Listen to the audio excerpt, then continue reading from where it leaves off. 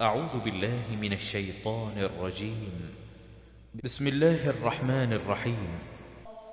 يوصيكم الله في أولادكم للذكر مثل حظ الأنثيين فإن كن نساء فوق اثنتين فلهن ثلثا ما ترك وإن كانت واحدة فلها النصف ولأبويه لكل واحد منهما السدس مما ترك إن كان له ولد فإن لم يكن له ولد وورثه أبواه فلأمه الثلث فإن كان له إخوة فلأمه السدس من بعد وصية يوصي بها أو دين.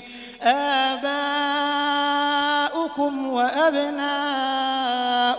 لا تدرون أيهم أقرب لكم نفعا فريضة من الله إن الله كان عليما حكيما.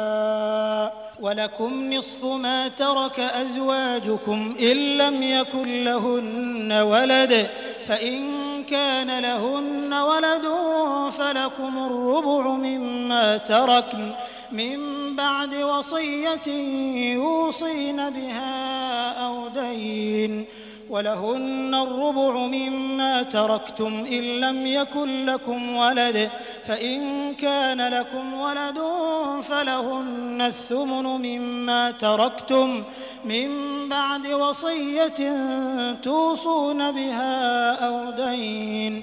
وإن كان رجل يورث كلالة أو امرأة وله أخ أو أخت فلكل واحد منهما السدس فإن كانوا أكثر من ذلك فهم شركاء في الثلث من بعد وصية يوصى بها أو دين غير مضار وصية من الله والله عليم حليم.